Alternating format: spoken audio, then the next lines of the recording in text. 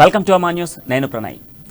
ఈరోజు రిపోర్టర్స్ టైంలో ఏ జిల్లాలో ఏ వార్తలు ఉన్నాయి, దాంతో పాటుగా జిల్లాలో ఉన్నటువంటి ప్రధాన ఇష్యూస్ తెలుసుకునేటువంటి ప్రయత్నం చేద్దాం. ప్రస్తుతం నల్గొండ జిల్లాకు సంబంధించినటువంటి తాజా అప్డేట్స్ అందించేందుకు మా ప్రతినిధి కిరణ్ అందుబాటులో ఉన్నారు. కిరణ్,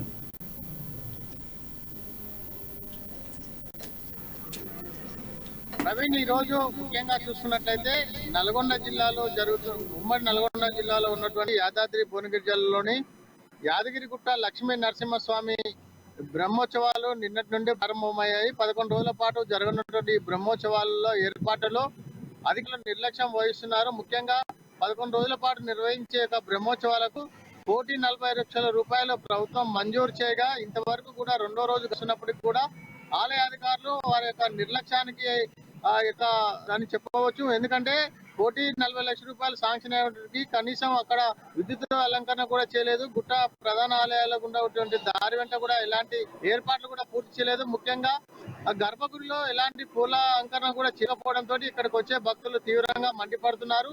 అదే విధంగా ఏదైతే కటౌట్ ఉన్నాయో కటౌట్స్ ప్రతి సంవత్సరం కూడా బ్రహ్మోత్సవాల సందర్భంగా పెద్ద పెద్ద కటౌట్స్ కూడా ఏర్పాటు చేశారు. ఈ యొక్క కటౌట్స్ కూడా అక్కడ ఏర్పాటు చేయడంతో భక్తులతో పాటు వివిధ జిల్లాల నుంచి వచ్చే భక్తులు కూడా ఈ యొక్క బ్రహ్మోత్సవాల నిర్వహణ పట్ల తీవ్ర అభ్యంతరం వ్యక్తం చేస్తున్నారు.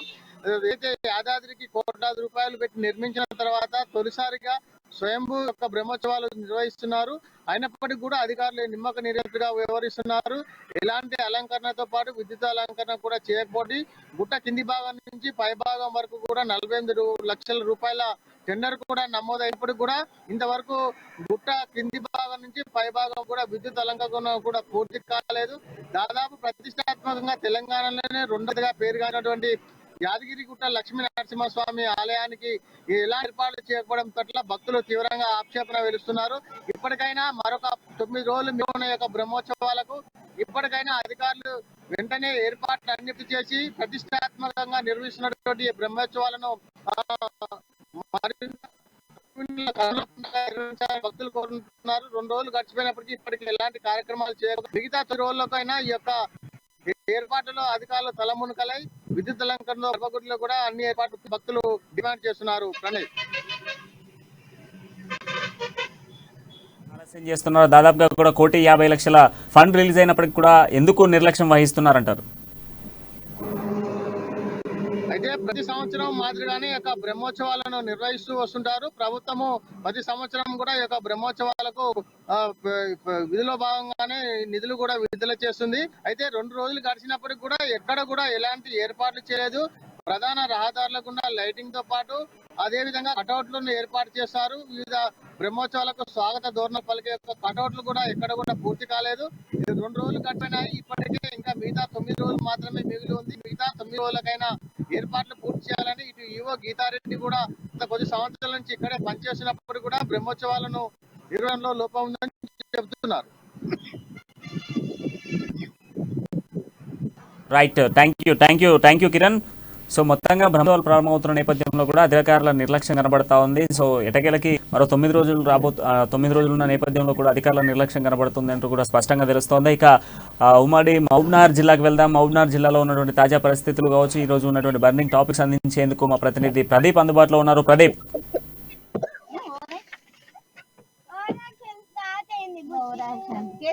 ఇంటికి పోతూనే ఉన్నాం, ఆయన ఏమన్నా చేసుకున్నాం.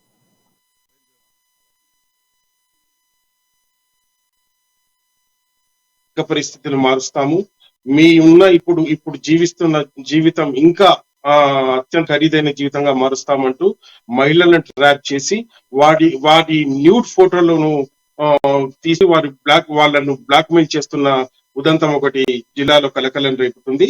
అయితే జడ్చల పాత బజార్కు చెందిన జలాలుద్దీన్ అనే నిందితుడు గత 2 రోజుల క్రితం ఒక రోజు రాత్రి పక్కనే ఉన్న మహిళ దగ్గరికి వెళ్లి మీ జాతకం మారుస్తాం, నీ పుట్టుమచ్చల ఆధారంగా, మీ ఒంటిపై ఉన్న పుట్టుమచ్చల ఆధారంగా మీ జాతకాలు, తర్వాత మీ ఆర్థిక పరిస్థితి కూడా మెరుగుపరుస్తాం. హైదరాబాద్ లో ఉన్న ఒక స్వామీజీ మీ జాతకం మొత్తం మారుస్తాడంటూ ఆ మహిళను ట్రాప్ చేసి ఆ మహిళను మత్తుమందు ఇచ్చి ఆ మహిళ మత్తులోకి వెళ్ళిపోయిన తర్వాత న్యూడ్ ఫోటో తీసుకొని బ్లాక్ మెయిల్ చేయడం జరిగింది. అయితే ఈ ఉదంతం గత 2 రోజుల క్రితం జరిగిన కొంత ఆలస్యంగా వెలుగులోకి వచ్చింది. అయితే జడ్చర్ల ప్రధానంగా ఈ ఉమ్మడి జిల్లాలో గతంలో కూడా గద్వాల్లో మనం చూసాం. ఈ మహిళా ట్రాప్ అనేది సర్వసాధారణమైపోయింది. అక్కడ అధికార పార్టీ నాయకులు కొందరితో కుమ్ముక్కై మహిళలను ట్రాప్ చేసిన మరొక ముందే ఈ చర్చల్లో ఈ ఉదంతం వెలుగులోకి రావడం కొంత ఆందోళన కలిగిస్తున్నది. అయితే ఇప్పటికే పోలీసులు ఈ కేసుకు సంబంధించి 3 నిందితులను అదుపులోకి తీసుకున్నట్టు మనకు ప్రాథమికంగా తెలుస్తా ఉంది. అయితే ఈ మహిళలు ట్రాప్ ఉదంతం గత 2 రోజుల నుంచి చాప కింది నీళ్ళలా వ్యవహరిస్తున్నా ఈ రోజు పూర్తిగా కొంత బయటపడిన సందర్భం. అయితే ఓ మహిళకు సంబంధించి బ్లాక్ మెయిల్ చేయడంతో ఆ మహిళ సదరు పోలీస్ స్టేషన్ జడలో ఉన్న పోలీస్ స్టేషన్ లో ఫిర్యాదు చేయగా ఈ మొత్తం ఉదంతం బయటికి వచ్చిన సందర్భం. అయితే హైదరాబాద్ లో ఉన్న ఒక స్వామీజీ ఈ మొత్తం మోసాలకు పాల్పడుతున్నట్టు ప్రాథమికంగా తెలిసింది. అయితే పోలీసులు ఇప్పటికే ఈ కేసులో సంబంధం ఉన్న నిందితులను అదుపులోకి తీసుకుని విచారణ చేస్తున్నట్టు మనకు తెలుస్తా ఉంది. అయితే ప్రత్యేక బృందాలను జిల్లాల నుంచి ప్రత్యేక బృందాలను అరేంజ్ చేసి హైదరాబాద్ లో ఉన్న స్వామీజీని పట్టుకునేందుకు ప్రత్యేక బలగాలను కూడా నియమించినట్టు మనకు తెలిసింది. ఇట్లాంటి మూఢనమ్మకాలను ఇంకా ప్రజలు నమ్ముతున్నారా? ఇట్లాంటి సిచ్యువేషన్, ఇంత ఆధునికత పెరిగిపోతుంది, టెక్నాలజీ పెరిగిపోతున్నటువంటి రోజుల్లో సాంకేతికాలు కూడా పెరిగిపోతున్నాయి, దినదినం కూడా అభివృద్ధి చెందుతున్నటువంటి తెలంగాణ రాష్ట్రంలో ఇటువంటి మూఢనమ్మకాలను ఇప్పటికీ కూడా ఈ చేతబడులను, ఆర్థిక పరిస్థితులను, లావాదేవీలను మార్చేటువంటి ఈ మూఢనమ్మకాలను ఇంకా ప్రజలు నమ్ముతున్నారా? అయితే ప్రజలు మూఢనమ్మకాలు అటుంచి ఈజీ మనీ అంటే సులభంగా డబ్బులు సంపాదించాలి, ఎట్లా అయితే సులభంగా డబ్బులు సంపాదించవచ్చు అనేది ఎర్ర వేసి ఈ మహిళను ర్యాప్ చేసి నాకు తెలిసింది. అయితే జడ్చర్లలో ప్రధానంగా అభివృద్ధి చెందుతూ ఒకవైపు అభివృద్ధి చెందుతూ ఉన్న ఇటువంటి స్థాయిలో ఇటువంటి నేరాలు కూడా జడ్చర్లలో చాలా వెలుగులోకి వస్తున్నాయి. కల్తీనైతేనేమి, గంజాయి అయితేనేమి, తర్వాత నిన్న జిలిటిన్ 6 ఈ సంబంధించి జిలిటిన్ 6 కూడా లభించిన సందర్భం. అయితే ఎంతైతే ఇవన్నిటికీ కారణం మనకు ప్రాథమికంగా తెలిసింది ఏంటంటే చర్చల్లో ఉపాధి కోసం పలు రాష్ట్రాల నుంచి ఇక్కడికి ఉపాధి కోసం, తెరువు కోసం వచ్చిన వారితోనే కొంత ఇబ్బందులు ఎదురవున్నాయనేది ఇక్కడ ఉన్న ప్రజల కొంత అనుమానం వ్యక్తం చేస్తున్న పరిస్థితి నెలకొంది. Thank you Pradeep. సో మొత్తంగా ఇప్పటికీ కూడా కొంత ఈజీ మనీకి సంబంధించి ఈజీ మనీ ఎలా సంపాదించాలి అన్నటువంటి ఆలోచనతో మూఢనమ్మకాలని పట్టుకొని ఇప్పటికి కూడా ప్రజల్ని మభ్యపెట్టేటువంటి పరిస్థితులు కనబడతా ఉన్నాయి. తాజాగా మనకు ఉమ్మడి మహబూబ్నగర్ జిల్లాలో తాజాగా ఒక విషయం వెలుగులోకి వచ్చిన పరిస్థితులు అయితే కనబడుతున్నాయి. సో ఇక ఉమ్మడి వరంగల్ జిల్లా వ్యాప్తంగా తాజా అప్డేట్స్ అందించేందుకు మా ప్రతినిధి హరికృష్ణ అందుబాటులో ఉన్నారు. హరికృష్ణ, ఈరోజు ఉమ్మడి వరంగల్ జిల్లా వ్యాప్తంగా ఉన్నటువంటి తాజా అప్డేట్స్ ఏంటి?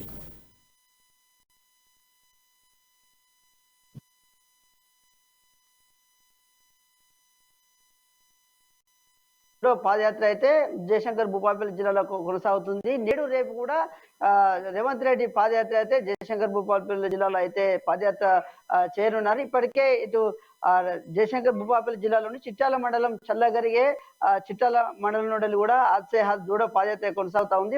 ముందుగా ఉదయమే ఇటు ఏదైతే చీఫ్ రేవంత్ రెడ్డితో పాటు ములుగు ఎమ్మెల్యే సీతక్క, ఇటు ఏదైతే భూపాలపల్లి నియోజకవర్గం సంబంధించిన ఇన్ఛార్జ్ గంట సత్యనారాయణరావు కూడా ఉదయమే రేగొండ మండలంలో ఉన్న కోటంచ లక్ష్మీనరసింహస్వామి ఆలయానికి చేరుకొని కూడా అక్కడ ఆ లక్ష్మీనరసింహస్వామి వద్ద కూడా ప్రత్యేక పూజలు నిర్వహించారు. పూజలు నిర్వహించిన తర్వాత కూడా అక్కడ పూజారులు అయితే వారికి స్వాగతం పలికారు. అనంతరం పూజలు నిర్వహించిన తర్వాత కూడా అక్కడ నుండి నేరుగా జయశంకర్ భూపాలపల్లి జిల్లాలోని చిట్టాల మండలానికి చేరుకొని కూడా అక్కడ నుండి ఆత్సేహాద్ జోడో పాదయాత్ర కొనసాగిస్తున్నారు. ఇప్పటికే ఇటు జోడో పాదయాత్రలో కూడా అధిక సంఖ్యలో ఇటు మహిళలు, ఇటు కాంగ్రెస్ పార్టీకి సంబంధించిన కార్యకర్తలు కూడా ఉత్సాహంగా ఒక పాదయాత్రలో అయితే పాల్గొని కూడా ఉత్సాహంగా అయితే కార్యకర్తలు అయితే ముందుకు వెళ్తున్న పరిస్థితి కనబడుతుంది. ఇప్పటికే ఇటు కొన్ని దిక్కులో కూడా ఇటు కార్ మీటింగ్ ఏర్పాటు చేశారు. ఆ కార్నర్ మీటింగ్ లో కూడా రేవంత్ రెడ్డి అయితే ఇటు పదే ఇటు ఏదైతే తెలంగాణ రాష్ట్ర ప్రభుత్వం సంబంధించి కూడా ఇటు బీఆర్ఎస్ పార్టీకి సంబంధించి కావచ్చు, ఇటు మంత్రులకు సంబంధించి కావచ్చు, ఎమ్మెల్యేలకు సంబంధించి కావచ్చు, ఇటు కుటుంబ పాలనకు సంబంధించి కూడా ప్రజలకు అన్ని విధాలుగా తెలిసేందుకు వాళ్ళ అక్రమాలు, భూ కబ్జాలు బయట పడేందుకు కూడా అన్ని విధాలుగా తెలిసేందుకు కోణంలో అయితే రేవంత్ రెడ్డి మాట్లాడుతున్న పరిస్థితి కనబడుతున్నాయి. ఇప్పటికే ఇటు కుటుంబ పాలనను అంతం చేయాలి, రానున్న ఎన్నికల్లో కూడా కాంగ్రెస్ పార్టీని గెలిపియాలి, కాంగ్రెస్ పార్టీకి సంబంధించిన ఇన్ఛార్జిగా ఉన్న ఇటు గంటా సత్యనారాయణ కూడా గెలిపేయాలంటూ కూడా రేవంత్ రెడ్డి అయితే మాట్లాడుతున్న పరిస్థితులు అయితే కనబడుతున్నాయి. ముఖ్యంగా ఇటు జయశంకర్ భూపాలపల్లికి సంబంధించి కూడా వెనుకబడిన ప్రాంతము, కొత్త జిల్లా కాబట్టి జిల్లాలో ఎలాంటి అభివృద్ధి జరగలేదు. ఇప్పుడున్న ఎమ్మెల్యే కూడా అభివృద్ధి చేయట్లేదు కూడా మొత్తంగా కూడా ప్రభుత్వాన్ని ఇరుకాట్లో పెట్టే విధంగా కావచ్చు, ఇటు రాహుల్ గాంధీకి సంబంధించిన సందేశం కూడా ప్రజలకు చేరే విధంగా అయితే రేవంత్ రెడ్డి పాదయాత్ర అయితే కొనసాగుతుంది. ముఖ్యంగా మనం చూసుకున్నట్లయితే ముగ్గురు పార్టీలకు సంబంధించిన నేతలు, వర్కింగ్ ప్రెసిడెంట్ సంబంధించి కావచ్చు, ఇటు రేవంత్ రెడ్డి ఇటు బీఆర్ఎస్ పార్టీకి సంబంధించిన వర్కింగ్ పురపాలక శాఖ మంత్రి కేటీఆర్ కావచ్చు, ఇటు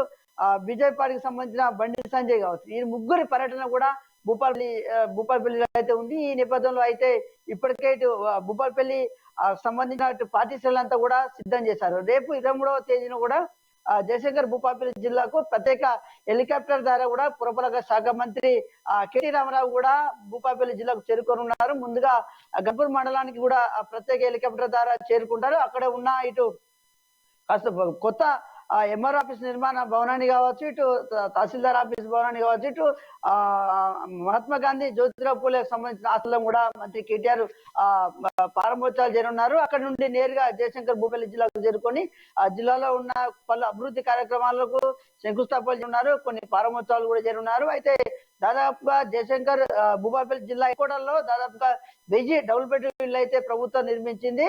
గత కొద్ది రోజుల నుంచి కూడా అర్హులైన వారికి కూడా డబుల్ బెడ్రూమ్ అయితే ఇప్పటివరకు కేటాయించలేదు. అయితే రేపు మంత్రి పురపాలక శాఖ మంత్రి కేటీ రామారావు చేతుల మీదుగా ఏదైతే డబుల్ బెడ్రూమ్ లో సంబంధించి కూడా లబ్ధిదారులకు అయితే కేటాయించనున్నారు. దీనికి సంబంధించి కూడా ఇప్పటికే ఎమ్మెల్యే గంట వెంకటరమణారెడ్డి కావచ్చు, ఇటు బీఆర్ఎస్ పార్టీకి సంబంధించిన జయశంకర్ భూపాలపల్లి జిల్లా ఇన్ఛార్జ్ గంటా జ్యోతి ఆధ్వర్యంలో అయితే భారీగా ఏర్పాట్లు చేస్తున్న పరిస్థితులు అయితే ఉన్నాయి. ప్రణయ్, ఇంకొకటి ఏంటంటే బీజేపీ పార్టీకి సంబంధించిన రాష్ట్ర అధ్యక్షుడు బండి సంజయ్ కూడా ఇటు జయశంకర్ భూపాలపల్లి జిల్లాలో పర్యటించున్నారు. బండి సంజయ్ తో పాటు ఇటు మాజీ ఎంపీ వివేక్ తో ఈటల రాజేందర్ కూడా ఇటు జయశంకర్ భూపాలపల్లి జిల్లాకు రానున్నారు. ఎందుకంటే ఇటు జయశంకర్ భూపాలపల్లి జిల్లాలో ఉన్న కాటారం నియోజకవర్గంలో అయితే ఇటు సునీల్ రెడ్డి ఆధ్వర్యంలో అయితే భరోసా యాత్ర, బీజేపీ భరోసా యాత్ర కొనసాగుతుంది. ఆ భరోసా యాత్రకు సంబంధించి కూడా ముగింపు ఉన్న నేపథ్యంలో ఆ ముగింపు బహిరంగ సభను ఏర్పాటు చేశారు. ఆ బహిరంగ సభ అయితే ముఖ్య అతిథిగా బీజేపీ రాష్ట్ర అధ్యక్షుడు బండి సంజయ్ కూడా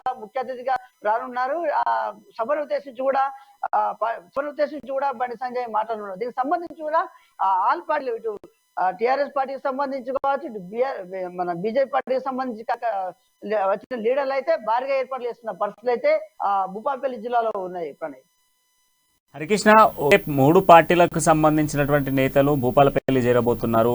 సో ఈ నేపథ్యంలో ఇటు కాంగ్రెస్ కావచ్చు, అదేవిధంగా బీజేపీ, టీఆర్ఎస్ పార్టీకి అంటే ప్రస్తుత బీఆర్ పార్టీకి 3 పార్టీలకు సంబంధించినటువంటి నేతలు కూడా భూపాలపల్లి జిల్లాకు చేరుకోబోతున్న నేపథ్యంలో అక్కడ ఉన్నటువంటి బందోబస్తులు ఏ విధంగా ఉన్నాయి, దాంతో పాటుగా ఇప్పటికే వరంగల్ జిల్లాలో కొంత ఏదైతే పార్టీల పరంగా చూసినప్పటికీ ఇరు పార్టీల మధ్య ఘర్షణలు కూడా కనబడతా ఉన్నాయి. ఈ నేపథ్యంలో మరి ఏ విధమైనటువంటి బందోబస్తును ఇవ్వబోతున్నారు? 3 పార్టీలకు సంబంధించిన నేతలు ఒకేసారి భూపాలపల్లి చేరబోతున్నారు. ఈ నేపథ్యంలో అక్కడ ఇంపాక్ట్ ఏ విధంగా ఉండబోతుంది? ప్రణయ్, అయితే మొత్తంగా కూడా ఈ 3 పార్టీలకు సంబంధించి బీఆర్ఎస్ పార్టీకి సంబంధించి కాబట్టి కాంగ్రెస్ పార్టీ ఒక పక్క కాంగ్రెస్ పార్టీ రేవంత్ రెడ్డి ఆత్య జూడో పాదయాత్ర ఏదైతే జయశంకర్ జిల్లాకు పురపాలక శాఖ మంత్రి కేటీ నేపథ్యంలో ఎల్లుండి బండి సంజయ్ వస్తున్న నేపథ్యంలో అయితే జయశంకర్ భూపాలపల్లి జిల్లాలో అయితే ఒక్కసారిగా పొలిటికల్ హీట్ అయితే పెరిగిందని కూడా చెప్పచ్చు. ఎందుకంటే పోటీ ఒక పక్క రేవంత్ రెడ్డి ఇప్పటికే గత కొద్ది రోజుల నుంచి కూడా రేవంత్ రెడ్డి పాదయాత్ర కొనసాగుతోంది. పల్లి జిల్లాల నుంచి కూడా నియోజకవర్గాలలో కూడా యాత్ర జరుగుతుంది. నిన్న వరంగల్లో ముగించుకున్న రేవంత్ రెడ్డి నైట్ జయశంకర్ భూపాలపల్లి జిల్లాలో బస చేశారు. అక్కడ నుండి నేరుగా కొడంజ చేరుకుని కూడా పూజలు చేసిన తర్వాత చిట్టాల మండలం నుంచి యాత్ర కొనసాగుతుంది. ఒక పక్క రేవంత్ రెడ్డికి సంబంధించిన పాదయాత్ర, మరో పక్క రేపు పురపాలక శాఖ మంత్రి కేటీఆర్ వస్తున్న నేపథ్యంలో కూడా పోలీసులు అయితే భారీగా ఏర్పాట్లు చేస్తున్నారు. ఎలాంటి అవాంఛనీయాలు జరగకుండా కూడా బందోబస్తు సంబంధించి కూడా భారీగా పనులు చేస్తున్న పరిస్థితులు కనబడుతున్నాయి. మరోపక్క 24వ తేదీన కూడా ఇటు బండి సంజయ్ వస్తున్న నేపథ్యంలో కూడా పార్టీలు ఒకరికొకరు ఎవరికి కూడా ఆ పార్టీలకు సంబంధించిన అధ్యక్షులు వస్తున్న వర్కింగ్ ప్రెసిడెంట్ కావచ్చు, ఇటు రేవంత్ రెడ్డి కావచ్చు, ఇటు బండి సంజయ్ అధ్యక్షుడు కావచ్చు, ఈ 3 పార్టీల నాయకులు కూడా అగ్ర నాయకులు జిల్లాకు వస్తున్న నేపథ్యంలో అయితే ఇటు వివిధ పార్టీలకు సంబంధించిన నాయకులు అయితే భారీ ఏర్పాట్లు అయితే చేస్తున్న పరిస్థితులు అయితే ఉన్నాయి. అయితే మొత్తంగా కూడా ఒక పక్క ఇటు కేటీఆర్ వస్తున్న నేపథ్యంలో ఇటు గండ్ర వెంకటరమణారెడ్డి కావచ్చు, ఇటు మాజీ ఎమ్మెల్సీ, ఇటు మాజీ శాసన సభాపతి స్పీకర్ సంబంధించి కూడా భారీగా ఏర్పాట్లు చేస్తున్నారు. ఒకరికంటే ఒకరు అంటే కేటీఆర్ దృష్టిలో పడేందుకు ఒకరంటే ఒకరైతే ముందస్తుగా అయితే ముందుపడైతే చేస్తున్న పనులు అయితే కనబడుతుంది. అయితే నియోజకవర్గానికి సంబంధించి కూడా ఇటు బీఆర్ఎస్కి సంబంధించి టికెట్ కోసం కూడా ఆశావాళ్ళు అయితే చాలా మంది ఉన్నారు. ఆశాలు కూడా కేటీఆర్ దృష్టిలో పడేందుకు, కేటీఆర్ తో పాటు సన్నిహితంగా ఉండేందుకు అయితే ఇటు కసరత్తులు చేస్తున్న పరిస్థితులు అయితే ఉన్నాయి. హరికృష్ణ, అదేవిధంగా నిన్నటి ఇన్సిడెంట్ ఏదైతే తోటపవన్కి సంబంధించి ఇటు బీఆర్ఎస్ నేతలు తోటపవన్ పై దాడి చేశారు. ఈ నేపథ్యంలో ఇటు రేవంత్ రెడ్డి కూడా వెళ్లి పరామర్శించడం జరిగింది. ఇరు పార్టీలకు సంబంధించిన పలువురు నేతలు కూడా వెళ్లి తోటపవన్ పరామర్శిస్తున్నారు. సో దాడికి సంబంధించి ఇటు జోడో యాత్ర ఏదైతే రేవంత్ రెడ్డి పాదయాత్రకు సంబంధించి పాదయాత్రలో ఇంపాక్ట్ ఏమైనా పడే ఛాన్సెస్ ఉందా? దీనికి సంబంధించినటువంటి ఇష్యూ బేస్ చేసుకొని ఇటు బీఆర్ఎస్ నేతలు చేసినటువంటి అరాచకానికి సంబంధించినటువంటి ఇంపాక్ట్ ఏమైనా పాదయాత్ర మీద పడే ఛాన్సెస్ కనబడుతున్నాయా? ప్రణయ్, కొత్త ఇన్స్పెక్ట్ అయితే కనబడుతుందని కూడా చెప్పవచ్చు. ఏదైతే వరంగల్ హన్మకొండ జిల్లాలో ఏదైతే రేవంత్ రెడ్డి పాదయాత్ర జరిగిన తర్వాత కొంచెం ముందుకెళ్ళిన తర్వాత ఏదైతే హన్మకొండ జిల్లా యూత్ అధ్యక్షుడు తోట పవన్ మీద ఏదైతే దాడి జరిగిందో ఆ దాడికి సంబంధించి కూడా తీవ్రంగా అయితే కాంగ్రెస్ పార్టీ వాళ్ళు అయితే ప్రకటించారు. దానికి సంబంధించి కూడా రాష్ట్ర వ్యాప్తంగా ధర్నాలు, నిరసన కార్యక్రమాలతో పాటు ఇటు ప్రభుత్వ ఉద్యమంలో కూడా దగ్ధం చేశారు. ఇటు వరంగల్ లో ఉన్న సిపి ఆఫీస్ ముందు కూడా ధర్నా పెట్టిన పరిస్థితి కనబడుతుంది. సిపిని కలిసిన తర్వాత కూడా అయితే ఇటు తోట పవన్ సంబంధించి కూడా ఆరోగ్య పరిస్థితి అడిగి తెలుసుకున్న రేవంత్ రెడ్డి ఇక్కడ ఏదైతే ఏకశిల హాస్పిటల్లో ట్రీట్మెంట్ జరుగుతుందో అక్కడి నుంచి నేరుగా ఆయనకు తరలించారు. ప్రత్యేకంగా రేవంత్ రెడ్డి చొరవ తీసుకొని కూడా రేవంత్ రెడ్డి మాట్లాడి కూడా ఈ యొక్క తోట పవన్ అయితే చికిత్స అందించేందుకు ఏదైతే మరింత మెరుగైన చికిత్స అందించేందుకు అయితే ఇప్పటికే రేవంత్ రెడ్డి సలహాలు సూచనలు చేశారు. ఆ సలహా సూచనల మేకే ఇటు తోటపవన్ కూడా హైదరాబాద్ కు తీసుకెళ్లి కూడా ప్రత్యేక చికిత్సను అందిస్తున్న పరిస్థితి కనబడుతుంది. మొత్తంగా కూడా ఏదైతే ఈ దాడికి సంబంధించి కూడా ఇటు రేవంత్ రెడ్డి పాదయాత్ర అయితే ఇప్పుడే ఉత్సాహంగా అయితే పాల్గొంటున్నారు. ఎందుకంటే స్వయంగా ప్రభుత్వ చీఫ్ రేవంత్ రెడ్డి రావడం, ధర్నా కార్యక్రమం చేపట్టడం, సిపిని కలవడం, హాస్పిటల్కి రావడం, తోటపవన్ పరామర్శించడం పట్ల మాత్రం ఆ కార్యకర్తలు అయితే కొంత ఉత్సాహం పెరిగిందని కూడా చెప్పచ్చు. ఇప్పటికే రేవంత్ రెడ్డి పాదయాత్రలు అయితే నిన్న వరంగల్లో జరిగిన పాదయాత్ర కావచ్చు, ఇప్పుడు జయశంకర్ భూపాలపల్లి జిల్లాలో జరుగుతున్న పాదయాత్రకు సంబంధించి కూడా కార్యకర్తలు అయితే ఉత్సాహంగా రేవంత్ రెడ్డి పాదయాత్రలో పాల్గొంటున్న పరిస్థితులు అయితే ఉన్నాయి. ప్రణయ్, ఇప్పటికే దీనికి సంబంధించిన ఏదైతే పవన్ పై దాడి చేసిన ఎవరైతే వారందరూ ఉన్నారో వారందరినీ కూడా నిన్నటికే ఇటు 4 వ్యక్తులను అయితే పోలీసులు అయితే అదుపులోకి తీసుకున్నారు. వారి మీద ఛార్జ్ షీట్ నమోదు చేసి కూడా కేసులు నమోదు చేసి కూడా ఇటు కేసులు పెట్టిన పరిస్థితులు అయితే ఉన్నాయి. Pranay, thank you Harikrishna. So మొత్తంగా 3 పార్టీలకు సంబంధించినటువంటి నేతలు వరంగల్ జిల్లా చేరుకోబోతున్నారు. వరంగల్ జిల్లాలో మరి ఏ విధంగా మారబోతుంది జయశంకర్ భూపాలపల్లి జిల్లాకు ఇటు బీజేపీ, కాంగ్రెస్, అదేవిధంగా మనం చూసుకుంటే అధికార పార్టీ అయినటువంటి బీఆర్ఎస్ పార్టీకి సంబంధించినటువంటి కేటీ రామారావు కూడా రేపు 23న అక్కడికి చేరబోతున్నారు. సో ఈ నేపథ్యంలో అక్కడ ఇంపాక్ట్ ఏ విధంగా ఉండబోతుందో చూద్దాం. సో ఇక ఉమ్మడి కరీంనగర్ జిల్లాకి సంబంధించి తాజా అప్డేట్స్ అందించేందుకు మా ప్రతినిధి శ్రీకాంత్ అందుబాటులో ఉన్నారు. శ్రీకాంత్, ఈ రోజు ఉమ్మడి కరీంనగర్ జిల్లాకి సంబంధించినటువంటి తాజా అప్డేట్స్ ఏంటి, అదేవిధంగా బర్నింగ్ ఏమున్నాయి, ఇష్యూస్ ఏమున్నాయి? Good evening Pranay. జైత్యాల జిల్లా ఇబ్రాహీపట్నం మండలం బెంగుళకుర్తి గ్రామంలో అమానవీయ ఘటన చోటు చేసుకుంది. నిజామాబాద్, ఆదిలాబాద్ జిల్లాల నుంచి 40 సంవత్సరాల క్రితం దాదాపుగా 60 కుటుంబాల వరకు వలస వచ్చాయి. వాళ్ళు 40 సంవత్సరాల నుండి కూడా నివాసాలు ఏర్పరచుకొని వ్యవసాయ భూములు కొనుగోలు చేసుకొని అలాగే నివాసాలు కూడా ఏర్పరచుకున్న పరిస్థితులు ఉన్నాయి. రీసెంట్ గా అంటే నిన్న సాయంత్రము నవ్యశ్రీ సర్పంచ్ భర్త వాళ్ళని ఆ కుటుంబాలను దాదాపు 60 కుటుంబాలను ఖాళీ చేసి ఊరు ఆస్తులు అమ్ముకొని ఖాళీ చేసి వెళ్లాల్సిందిగా హుకుం జారీ చేశారు. తమ గ్రామంలో ఉండడానికి వీల్లేదు, మీరు ఎక్కడో వలస వచ్చి ఇక్కడ తమ ఆస్తులు కొనుగోలు చేసి ఇక్కడ ఎలా ఉంటారు అని చెప్పేసి వాళ్ళని బెదిరింపులకు గురి చేసి గ్రామం నుంచి వెళ్లాల్సిందిగా హుకుం జారీ చేశారు. శ్రీకాంత్, భారతదేశంలో ఎవరైనా ఎక్కడైనా బతుకునేటువంటి ఛాన్సెస్ ఉన్నాయి. ఎవరైనా ఎక్కడి నుంచైనా నిత్యం ఎక్కడికో వలసగా వెళ్ళి బతికేటువంటి ఎంతో మంది ఉన్నారు. సో ఈ నేపథ్యంలో ప్రాంతీయ భావాన్ని చూపించుకుంటూ ఎక్కడో బతకాల్సినటువంటి మీరు ఎక్కడికి ఎందుకు బతికారు అంటూ కూడా మాట్లాడుతున్న వారిపై ఎందుకు కంప్లైంట్ చేయలేకపోతున్నారు? స్థానిక అధికారులకు ఎందుకు కంప్లైంట్ ఇవ్వలేకపోతున్నారా బాధితులు? తప్పకుండా ఈ డెమోక్రటిక్ కంట్రీలో ఎవరు ఎక్కడ బతికే ఆ, అవకాశాలు ఉన్నాయి. ఆ, వాళ్ళు అసిస్టెంట్ కలెక్టర్ అయిన మంద మకరందుని ఆశ్రయించారు, వినతి పత్రం కూడా సమర్పించారు. వెంటనే స్పందించి మంద మకరంద్ వెంటనే సమర్పించి తహసీల్దార్ని అలాగే ఎంపీడీఓ విచారణకు ఆదేశించారు ప్రణయ్. సో మరి ఆదేశించిన బాధ్యులను నేపథ్యంలో గట్టిగా అధికారులు ఎటువంటి శిక్షించారు. చర్యలు తీసుకోబోతున్నారు? వారి కుటుంబాలకు సంబంధించి దాదాపు 40 సంవత్సరాల వ్యవధి అవుతుందని చెప్తున్నారు. ఈ నేపథ్యంలో వారి కుటుంబాలకు సంబంధించి ఎటువంటి భరోసా అధికారులు కల్పించబోతున్నారు? ఆ, అధికారులు ఇప్పుడు ఎంపీడీఓతో పాటు తహసీల్దార్ కూడా విచారణ చేపట్టారు.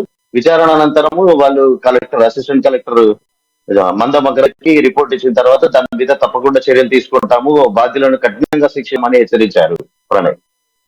సో వలస వచ్చి 40 సంవత్సరాల నేపథ్యంలో వారికి సంబంధిత అంటే మార్పులు చేర్పులు కావచ్చు, ప్రాంతీయ మార్పులు కావచ్చు, ఇలాంటి ఏమైనా జరిగాయా? వారికి ఒక ప్రాంతీయ ఐడెంటిఫికేషన్ ఏమైనా క్రియేట్ చేసుకున్నారా? అక్కడ ఉన్నటువంటి రెసిడెన్సీకి సంబంధించినటువంటి ప్రాంతీయ భావాన్ని ఏమైనా క్రియేట్ చేసుకున్నారా? తప్పకుండా అదే వాళ్ళకి ఆధార్ కార్డులతో సహా ప్రతి ఐడెంటిటీ కూడా వాళ్ళు సంపాదించారు. రీసెంట్ గా వాళ్ళ కుటుంబంలో ఒక వ్యక్తి చనిపోయాడు. ఈ సందర్భంగా అక్కడికి వచ్చిన సర్పంచ్ తమ ఆధార్ కార్డులను సమర్పించారు, ఒరిజినల్ ఆధార్ కార్డులను తనకి ఇవ్వాలంటూ. సర్పంచ్ కూడా కాదు, సర్పంచ్ భర్త, మహిళా సర్పంచ్ నవ్యశ్రీ, సర్పంచ్ భర్త సత్యం.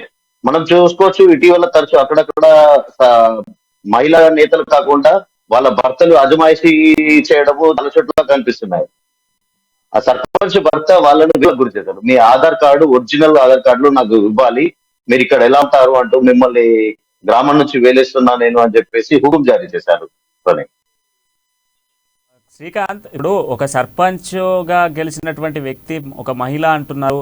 సో మహిళగా గెలిచినటువంటి ఆ మహిళ యొక్క భర్త వెళ్ళి జులుం సాధించాల్సినటువంటి అవసరం ఏముంది? దానికి సంబంధిత అధికారులకు కంప్లైంట్ చేసేటువంటి ఛాన్సెస్ ఏమైనా ఉన్నాయా? బాధితులు ఇక్కడ భర్త జులుం సాధిస్తున్నారు, ఓటేసింది ఒకరికైతే ఇంకొకరు వచ్చి ఇక్కడ బలవంతంగా తరలించేటువంటి ప్రయత్నం చేస్తున్నారు అన్నటువంటి కంప్లైంట్స్ ఏమైనా రేజ్ చేశారా?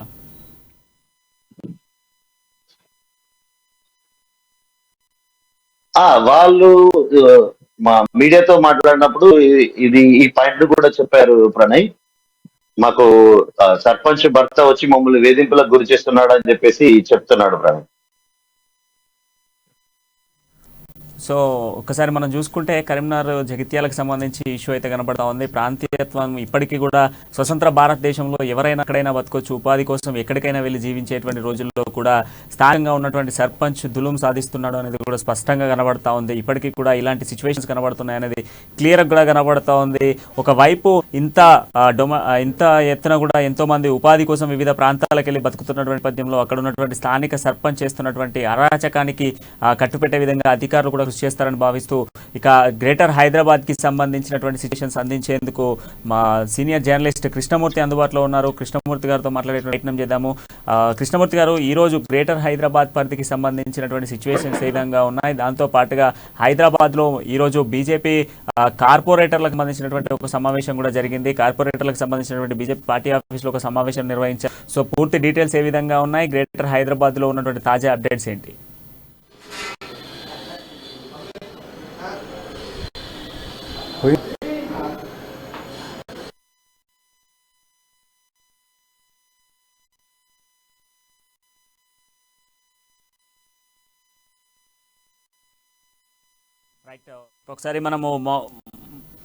ఒకసారి మహబూబ్నగర్ జిల్లాకి వెళ్దాం. ప్రదీప్, అసలు ప్రాంతీయత్వం మనం చూసుకుంటే ఇప్పటిదాకా మీరు చెప్పినటువంటిది మూఢనమ్మకాలకు వెళ్తే ఈ రోజులలో ఈజీ మనీ సంపాదించేందుకు ఆన్లైన్ ద్వారా చాలా మంది కూడా ఏదో లోన్ యాప్స్ అంటూ కూడా చెప్తూ ఉన్నారు. లోన్ యాప్స్ ద్వారా కూడా మనీ ఎర్నింగ్ చేస్తూ ఇట్లాంటి మూఢనమ్మకాలలో కంపేర్ చేస్తే అంటే ఈజీ మనీకి కంపేర్ చేసుకుంటే సో ఇప్పటికీ కూడా అంటే ఈ గ్రామీణ ప్రాంతాలలో ఇప్పటికీ కూడా ఇలాంటి మూఢనమ్మకాలను నమ్మేటువంటి సిచ్యువేషన్స్ ఉన్నాయా? రియాలిటీలో చూసుకున్నప్పటికీ ఒక ఎవరో ఎక్కడో ఉన్నటువంటి స్వామీజీ వచ్చి ఒక ప్రాంతీయతకు సంబంధించి ఒక గ్రామానికి చేరుకొని ఇక్కడ ఉన్నటువంటి స్థితిగతులను మార్పిస్తాను, ఇక్కడ ఉన్నటువంటి సిచ్యువేషన్స్ మార్పిస్తాను అంటే ఇప్పటికీ ప్రజల్లో అలాంటి మూఢనమ్మకాలు ప్రాంతీయత్వంలో అంటే గ్రామీణ ప్రాంతాలలో కనపడుతున్నాయా?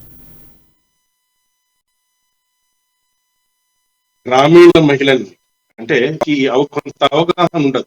ఈ స్మార్ట్ ఫోన్ల ద్వారా వచ్చే తర్వాత ఫోటోలు కానీ ఆ తర్వాత వీడియోలు కానీ చూసి వాళ్ళు ఒక్కసారిగా అట్రాక్ట్ అయ్యి ఈ దాంట్లో వచ్చే ఆప్షన్స్ ను ఒత్తుకుంటూ దాంట్లో ట్రాప్ లో పడిపోతున్నారని చెప్పనే మనము. అయితే వీడు కూడా సైబర్ నేరగాళ్లు కూడా ప్రధానంగా గ్రామీణ ట్రాప్ చేయడంలో సులువుగా ఉంటుంది పద్ధతి కాబట్టి గ్రామీణ మహిళల్ని ఎంచుకొని వారి ద్వారా న్యూడ్ ఫోటోలు అంటే వారి ద్వారా అక్రమాలకు పాల్పడుతున్న సంఘటనలు చోటు చేసుకుంటున్నాయి ప్రణయ్. అంటే ప్రధానంగా గ్రామంలో ఉండే మహిళలకు ఎటువంటి అవగాహన ఉండదు, కొంత అక్షరాస్యత పర్సంటేజ్ కూడా కొంత తక్కువగా ఉంటుంది కాబట్టి ఈజీగా వాళ్ళని ట్రాప్ లో పడే, ఈజీగా వాళ్ళ ద్వారా డబ్బు సంపాదించవచ్చనే అది పెట్టుకొని ప్రధానంగా గ్రామీణ మహిళలను ఈ ట్రాప్ లో దించుతున్నారనొచ్చు ప్రణయ్. అంటే గ్రామంలో ఉండే మహిళలకు కొంత సెంటిమెంట్ అంటే ఈ దేవుళ్ళ పట్ల, భక్తుల పట్ల, మూఢనమ్మకాల పట్ల కొంత అవగాహన, కొంత అట్రాక్షన్ అనేది ఉంటుంది. వాళ్ళు దానికి కొంత భయం కూడా పడే పరిస్థితి ఉంటుంది ప్రణయ్. అయితే వాటి ఆసరాగా చేసుకొని ఇటువంటి సైబర్ నేరగాళ్ళు ఈజీ డబ్బు కోసం వాళ్ళను, మీరు కూడా ఆర్థికంగా కొంత ఇబ్బందుల్లో ఉన్నారు కాబట్టి మీ ఆర్థిక పరిస్థితి కూడా ఈ స్వామీజీ ద్వారా మారడం అనడంతో వాళ్ళు తొందరగా ట్రాప్ లో పడిపోయి ఇటువంటి సంఘటన చోటు చేసుకుంటాయనొచ్చు Pranay. Thank you Pradeep. So easy money కోసం ఎంత దూరమైనా వెళ్ళేది ఇష్టం కనబడతా ఉంది. సో గ్రేటర్ హైదరాబాద్ పరిధికి సంబంధించినటువంటి తాజా అప్డేట్స్ అందించేందుకు మా సీనియర్ జర్నలిస్ట్ కృష్ణమూర్తి అందుబాటులో ఉన్నారు. కృష్ణమూర్తి గారు, ఈ రోజు ఉన్నటువంటి తాజా అప్డేట్స్ ఏంటి? అదేవిధంగా బీజేపీ కార్యాలయం ఈరోజు కార్పొరేటర్లకు సంబంధించిన ఒక సమావేశం కూడా జరిగింది. అసలు ఏం జరగబోతుంది జిహెచ్ఎంసీ పరిధిలో, ఏంటి తాజా అప్డేట్స్?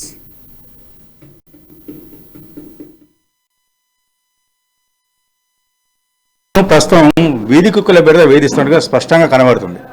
నిన్న అంబర్పేటలో చాలా ఘోరమైన అమానవీయమైన సంఘటన జరిగింది. 4 సంవత్సరాల బాలుని వీధి కుక్కలు పీకు తినడము, అతను ప్రాణాలు వదలడము చాలా దురదృష్టకరమైన సంఘటన జరిగింది. దీనిపైన గ్రేటర్ హైదరాబాదు అధికారులు, ప్రజాప్రతినిధుల పనితీరు మీద ప్రజల్లో ఆగ్రహావేశాలు వ్యక్తమవుతున్నాయి. ముఖ్యంగా మేయర్ నిన్న ఏదైతే ప్రెస్ కాన్ఫరెన్స్ పెట్టి హైదరాబాద్ జిహెచ్ఎంసీ మేయర్ విజయలక్ష్మి ఏదైతే మాట్లాడారో, కుక్కలకు ఫీడింగ్ ఇవ్వండి, ఒక దత్తత తీసుకోండి, అడాప్ట్ చేసుకోండి అంటూ మాట్లాడిన విషయాల మీద ప్రతిపక్ష బీజేపీ పార్టీ కౌన్సిలర్లు చాలా ఆగ్రహం వ్యక్తం చేస్తున్నారు.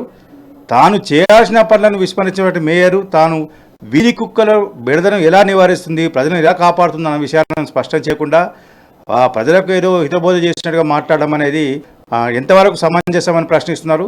గతంలో కూడా వీధి కుక్కల బారిన చాలా సంఘటనలు జరిగినాయి వీధి కుక్కలకు సంబంధించినటువంటి. అయినప్పటికీ గ్రేటర్ అధికారులు చూడగా వివరిస్తున్నారు. దీని మీదనే బీజేపీ కార్పొరేటర్లు మేయర్ పనితీరును, గ్రేటర్ అధికారుల పనితీరును తూర్పారబట్టారు. అయితే ఒక వీధిలో కుక్కలను పట్టినట్టు బట్టి మరో విలేజ్కి వదిలేస్తున్నారు. దీంతో కుక్కల బెడద పెరుగుతున్నదని ఒకటి. కుక్కలకు స్టెరిలైజేషన్ విషయంలో అనుకున్నంత వేగంగా జరగట్లేదు. స్టెరిలైజేషన్ అంటే సంతానోత్పత్తి జరగకుండా అనుకున్న విధంగా జరగట్లేదు. దాని విషయంలో కూడా అధికారులు నిర్లక్ష్యంగా వ్యవహరిస్తున్నారని మరో ఆరోపణ చేశారు. ముఖ్యంగా గతంలో వీధి కుక్కల బెడద కోసము చెంగిచెల్లలో కానీ లేకపోతే షామీర్పేట ఆ ఏరియాలో ఒకటి హౌజు కడదాము, అక్కడ కుక్కలను ఇచ్చేద్దామని చెప్పేసి గ్రేటర్ కొంత ప్రతిపాదన చేసింది అధికారులు. అయితే ఆ ప్రతిపాదన ఏమాయని కూడా ఇప్పుడు గ్రేటర్ ఉన్నటువంటి బీజేపీ కార్పొరేటర్లు ప్రశ్నిస్తారు. ముఖ్యంగా చూస్తే గ్రేటర్లో నిన్న జరిగిన ఇన్సిడెంట్తో పాటు ఈరోజు రాజేంద్ర నగర్లో మరో ఘటన జరిగింది. అంటే ఈ మళ్ళీ సంఘటన ఎక్కడంటే కుషాగూరులో ఇంకో జరిగిందని చెప్పేసి ఇప్పుడిప్పుడే వస్తూ ఉన్న సమాచారము. ఎంతవరకు అనేది తెలుసుకోవాల్సిన అవసరం అయితే ఉంది.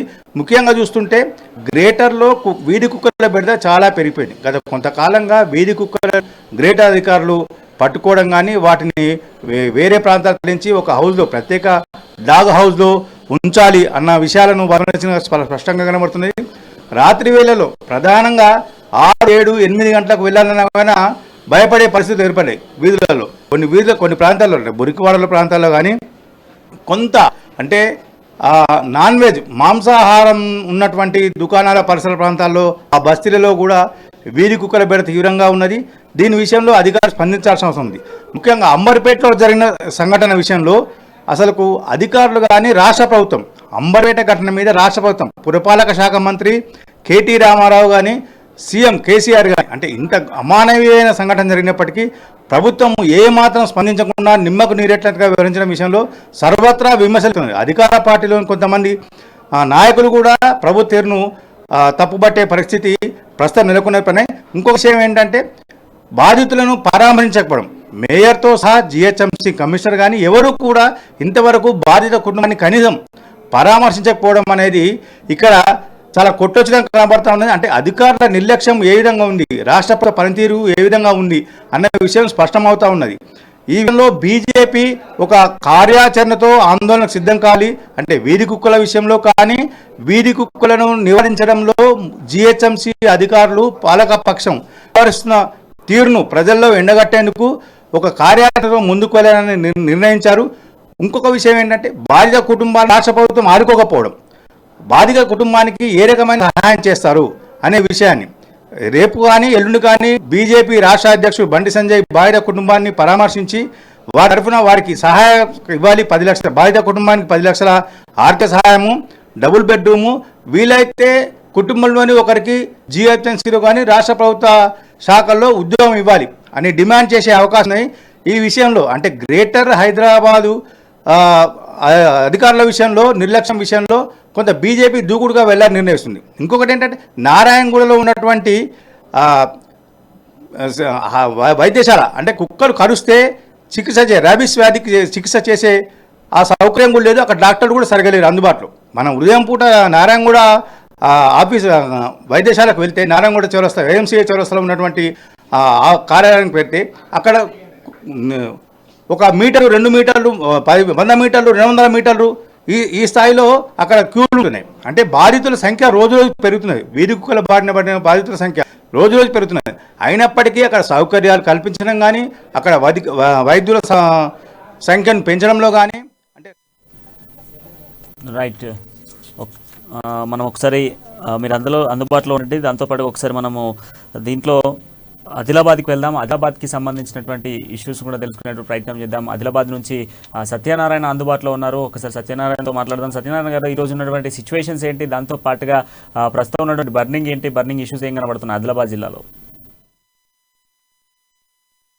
ఆదిలాబాద్ చూసుకున్నట్టయితే ఆదిలాబాద్ జిల్లాలోని జయనగర్ మండలం తర్నం బ్రిడ్జి ఏదైతే ఉందో అంటే అది అంతర్రాష్ట్ర రహదారి. అంటే ఇక్కడ ఆదిలాబాద్ నుంచి చంద్రాపూర్ వెళ్ళేటటువంటి ఒక ప్రధాన రహదారిపై ఉన్నటువంటి ఒక బ్రిడ్జి 1987లో నిర్మించినటువంటి ఒక బ్రిడ్జి గత 2018లో వచ్చినటువంటి ఒక వరదల తాకిడికి అది కుంగిపోవడం జరిగింది. అయితే అప్పుడు ఉన్నటువంటి ఒక ఆర్ఎన్బి తర్వాత ప్రభుత్వం కూడా దానికి తాత్కాలిక మరమ్మతులు చేసి ఆ బ్రిడ్జిని వదిలేశారు.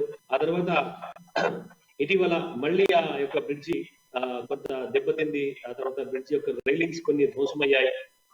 అయితే ఇది ఈ బ్రిడ్జి పై రాకపోకలు ప్రమాదకరంగా ఉందని భావించే యొక్క జిల్లా యంత్రాంగం ప్రభుత్వం కూడా బ్రిడ్జికి ఇరువైపులా గోడలు నిర్మించేసి పూర్తిగా రాకపోకలు అయితే నిషేధించింది. ఎందుకంటే అది ఎప్పుడైనా కూలిపోవచ్చినటువంటి ఒక ప్రమాద సంకేతం అందువల్ల ఆ బ్రిడ్జిపై పూర్తి రాకపోకలు నిషేధించింది. దీంతో ప్రత్యామ్నాయ మార్గం ఉంది.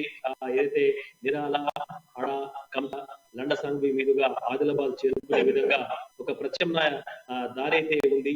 ఆ దారి గుండా దారి మళ్లించారు అధికారులు. కానీ అది పూర్తిగా ఇరుకుగా ఉండడం వల్ల నిత్యం ట్రాఫిక్ ఇబ్బందులు తలెత్తుతున్నాయి. వాహనదారులకు చుక్కలు కనబడినాయి ఆ దారి గుండా ప్రయాణించాలంటే. అందుకే కష్టమైనా సరే ఈ యొక్క ఏదైతే అవి కింద నుంచి ఏదైతే చిన్న వాగుందో ఆ వాగులో నీళ్లున్నాయి. ఆ నీరు దాటే ఆ ద్విచక్ర వాహనదారులు కానీ పాదచారులు కానీ అక్కడి నుంచే ప్రయాణం కొనసాగిస్తున్నారు. అయితే వాళ్ళంతా అక్కడ ఉన్నటువంటి ప్రజలంతా చెప్తున్న వేదన ఒకటే. ఇదే కనుక అంటే ఈ బ్రిడ్జి ఏదైతే అప్పుడు వరదల తాకి గురైనప్పుడు తాత్కాలిక మరమ్మతులు చేపట్టకుండా శాశ్వత నిర్మాణ పరికరం కనుక బ్రిడ్జి నిర్మించి ఉంటే ఇప్పుడు మాకు అవస్థలు తప్పేవి కదా అనేటటువంటి వాదన ప్రజల నుంచి వ్యక్తమవుతోంది. మొత్తం మీద అక్కడైతే అంటే అక్కడ ఎవరైతే వాగు గుండా ప్రయాణిస్తున్నటువంటి యొక్క వాహనదారులు వాళ్ళతో మనం మాట్లాడించాము. అయితే వాళ్ళ చెప్తున్న వేదన అంతా కూడా వింటే చాలా ఎందుకంటే వాళ్ళ కష్టాలు పడుతున్నట్టు వాళ్ళ కష్టాలన్నీ కూడా వాళ్ళంతా వెళ్ళగలుగుతున్నారు. అంటే ఇదంతా మా కర్మ, అంటే ఇదంతా కూడా ఈ యొక్క మాకు తప్పేలా లేవు. ఎందుకంటే కనీసం ఇప్పటికైనా కూడా ఏదైతే ఈ యొక్క వాగుందో ఈ వాగు గుండా ఒక తాత్కాలిక తాత్కాలికంగా అంటే ఇసుక బస్తాలు వేసి ఒక రోడ్డు నిర్మించినట్టయితే కొంత మీద ఇబ్బంది తప్పే అవకాశం ఉంటుంది. ఎందుకంటే ప్రత్యామ్నాయ మార్గం ఏదైతే ఉందో అడ కమట లండ సంఘం మీదుగా వెళ్లే దారి ఉందో అదంతా గుంతలమయంగా, తర్వాత పూర్తి మట్టి రోడ్డు ఉంది. అక్కడ నుంచి 2 వాహనాలు ఎదురెదురుగా వస్తే వెళ్ళిపోవడం అనేది చాలా ఇబ్బందికరంగా ఉంది. దాంతో ఆ గ్రామాల మీదుగా రోడ్డు ఉండడంతో తరచుగా ప్రమాదాలు కూడా జరుగుతున్నాయని చెప్పేసి గ్రామస్తులు అయితే ఆరోపిస్తున్నారు.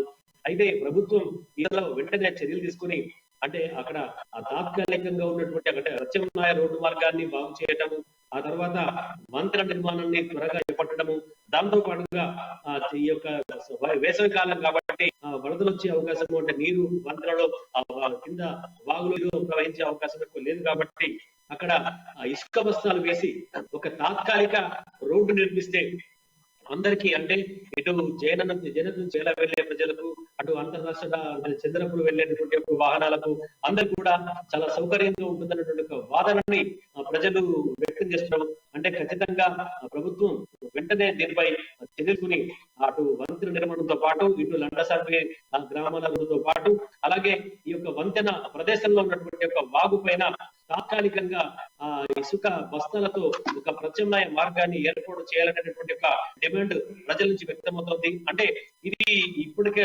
వెంటనే ఏర్పాటు చేస్తే కనుక వాళ్ళందరూ కూడా చాలా వెసులుబాటుగా ఉంటుందని చెప్పి ప్రజలు అంటున్నారు. అయితే ఇదే విషయం అక్కడ బీజేపీ రాష్ట్ర నాయకులు కంది శ్రీనివాసరెడ్డి కూడా అక్కడ బ్రిడ్జిని మొదటి రోజు పరిశీలించి దాన్ని వెలుగులోకి తీసుకొచ్చారు. ఆ తర్వాత వెంటనే ప్రభుత్వం యుద్ధ ప్రాతిపదికన అక్కడ ఒక గోడ నిర్మించేసి ఆ ప్రమాదం జరగకుండా అడ్డుకుంది. ఆ తర్వాత మళ్ళీ ఈ రోజు కంది శ్రీనివాసరెడ్డి మళ్ళీ దాన్ని ఆ బ్రిడ్జి ప్రాంతాన్ని పరిశీలించారు.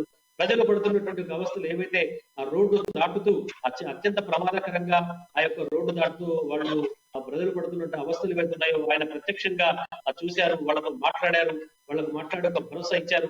ఖచ్చితంగా ఈ యొక్క బ్రిడ్జి నిర్మాణానికి తన వంతు బాధ్యతగా తీసుకుంటానని ప్రభుత్వంతో మీ అందరి ప్రజల సహకారంతో పోరాడతానని అంటే ప్రజలకు ఈ యొక్క న్యాయం జరిగే వరకు తను కృషి చేస్తానని చెప్పేసి కంది శ్రీనివాసరెడ్డి ప్రజలకైతే అక్కడ భరోసా ఇచ్చారు. అంటే మొత్తం మీద అటు ఆయన పోరాటం తర్వాత ఈ యొక్క ప్రజల యొక్క ఆవేదన ఇదంతా కూడా సరిచుకుని ప్రభుత్వం ఖచ్చితంగా ఈ యొక్క బ్రిడ్జిని శాశ్వత అంటే యుద్ధ ప్రాతిపదికన ఎంత వీలైతే అంత త్వరగా నిర్మించి ఏర్పాటు చేయాలని, తర్వాత రెండసాంగ రోడ్డు గ్రామాల రోడ్డును బాగు చేయాలని, తర్వాత తాత్కాలిక ప్రజలైతే అంటే ఈ తాత్కాలిక ఒక చిన్న వంతెన కింద మాత్రం ఒక రోడ్డు సదుపాయాలు ఏర్పాటు చేయాలని చెప్పేసి గ్రామస్తులు అయితే కోరుతున్నారు.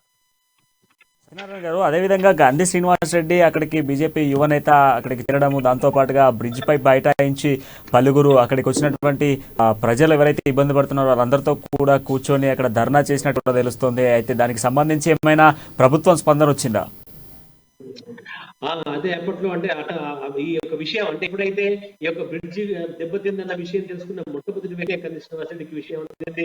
ఆయన వెంటనే ఎప్పుడైతే ఆ బ్రిడ్జి దెబ్బతిందని, తర్వాత రైలింగ్స్ ధ్వంసమయ్యాయని, అక్కడ నుంచి ఆ రోడ్డు ఆ బ్రిడ్జి పై ప్రయాణం అనేటువంటి చాలా ప్రమాదాలను గ్రహించేసి ఆయన ఆ బ్రిడ్జి ప్రాంతానికి చేరుకుని అక్కడ పూర్తి అంటే ఆ చివరి నుంచి ఈ చివరి వరకు బ్రిడ్జిని అంతా కూడా పరిశీలించి అక్కడనే ఆ బ్రిడ్జి పైన కూర్చొని ఆయన ధర్నాగా చేపట్టారు.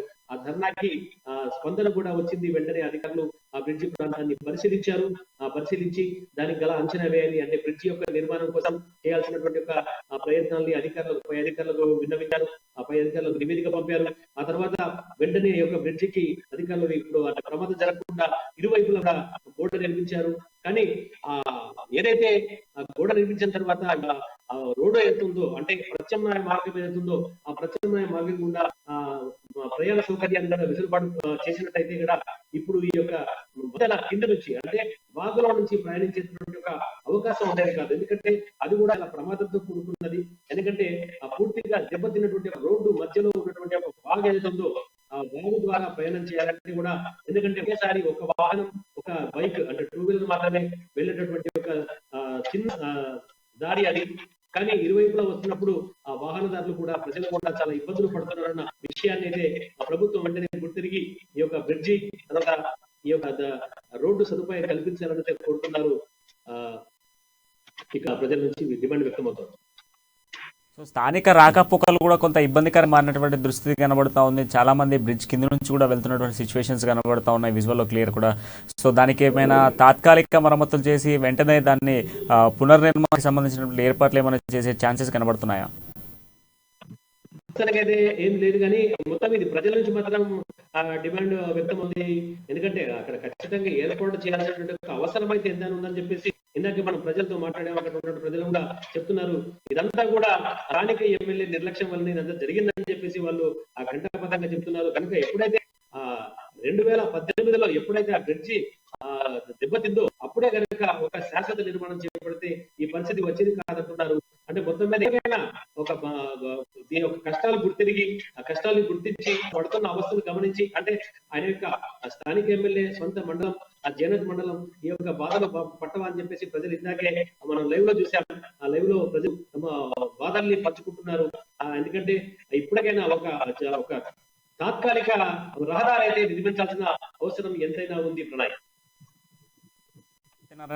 సొంతంగా ఆదిలాబాద్లో ఒక బ్రిడ్జ్కి సంబంధించినటువంటి ఇష్యూ ప్రధానంగా కనబడుతోంది. ఇక ఉమ్మడి ఖమ్మం జిల్లాకి సంబంధించి ఖమ్మం జిల్లాలో తాజా పరిస్థితులు ఏ విధంగా ఉన్నాయి, ఈరోజు బర్నింగ్ ఇష్యూస్ ఏమున్నాయి అనేది అందించేందుకు మా ప్రతినిధి గోవింద్ అందుబాటులో ఉన్నారు. గోవింద్, ఈరోజు ఖమ్మం జిల్లాకి సంబంధించినటువంటి తాజా అప్డేట్స్ ఏంటి?